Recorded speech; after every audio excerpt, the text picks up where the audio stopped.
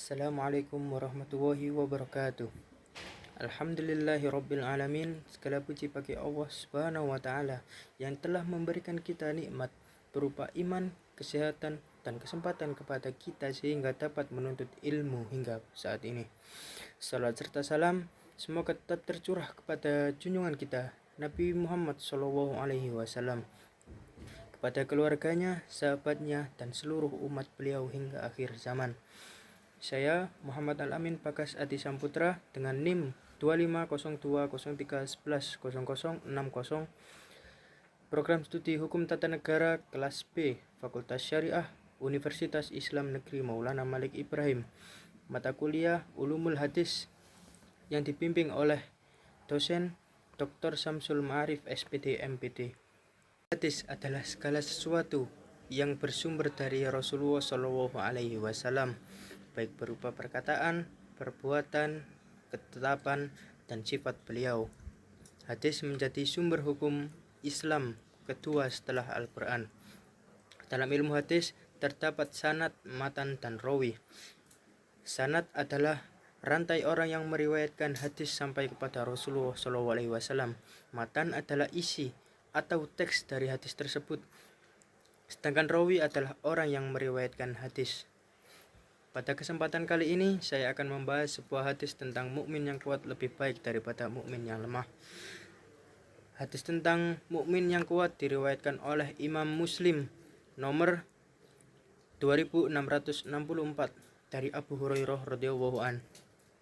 An Abi Hurairah radhiyallahu anhu qala Rasulullah sallallahu alaihi wasallam, al-mu'minu qawiyyun khairun wa ahabbu ila Allah minal mu'mini dhaif.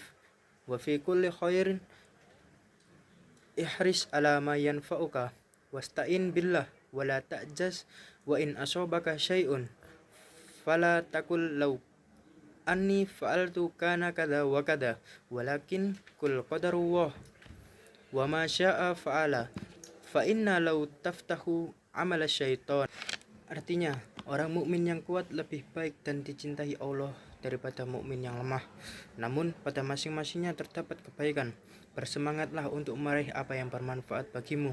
Minta pertolonganlah kepada Allah dan janganlah malas. Apabila sesuatu menimpamu, janganlah berkata, seandainya dahulu aku berbuat begini dan begitu, niscaya akan begini dan begitu. Akan tetapi, katakanlah itulah ketetapan Allah dan apa yang Dia inginkan maka Dia kerjakan. Dikarenakan ucapan seandainya itu akan membuat celah perbuatan syaitan. Hadis riwayat Muslim. Hadis ini mengajarkan bahwa seorang mukmin harus menjadi pribadi yang kuat, bukan hanya kuat fisik, akan tetapi juga kuat iman, kuat ilmu, mental, dan kuat ekonomi. Dengan iman yang kuat, seorang akan lebih mudah menjalankan perintah Allah Subhanahu wa taala dan menjauhi larangannya. Dengan kuat ilmu, seorang dapat membedakan mana yang benar dan mana yang salah.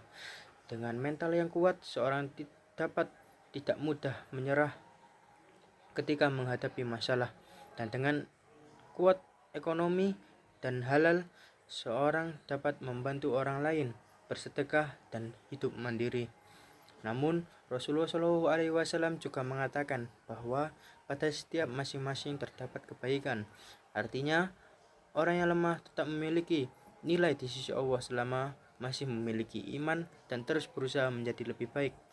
Karena itu, kita tidak boleh meremehkan kekurangan orang lain. Dalam hadis tersebut, Rasulullah juga memerintahkan agar kita bersemangat terhadap hal-hal yang bermanfaat. Sebagai pelajar, contohnya, kita harus rajin belajar, disiplin waktu, menghormati guru, membantu orang tua, dan menggunakan media sosial dengan hal yang baik dan bermanfaat. Kemudian Rasulullah mengajarkan agar manusia selalu meminta pertolongan kepada Allah dan tidak mudah malas ataupun menyerah. Ini menunjukkan bahwa dalam hidup kita harus seimbang antara usaha dan doa. Setelah usaha semaksimal mungkin, kita menyerahkan hasilnya kepada Allah Subhanahu wa taala. Selain itu, hadis ini juga mengajarkan agar kita tidak terlalu menyesali masa lalu dengan berkata seandainya aku begini, pasti akan begini. Karena ucapan tersebut dapat membuka pintu kesedihan kita dan godaan setan. Seorang mukmin harus percaya bahwa semua terjadi karena takdir Allah Subhanahu wa taala dan pasti memiliki hikmah. Dari hadis ini kita dapat mengambil pelajaran bahwa seorang muslim harus menjadi pribadi yang kuat, semangat dalam melakukan kebaikan, rajin berusaha, selalu berdoa kepada Allah Subhanahu wa taala dan ikhlas dengan takdirnya. Dengan begitu, kita dapat menjadi mukmin yang dicintai Allah dan bermanfaat bagi banyak orang. Mungkin itu saja yang dapat saya sampaikan. Mohon maaf apabila terdapat kesalahan. Kurang lebihnya mohon maaf. Assalamualaikum warahmatullahi wabarakatuh.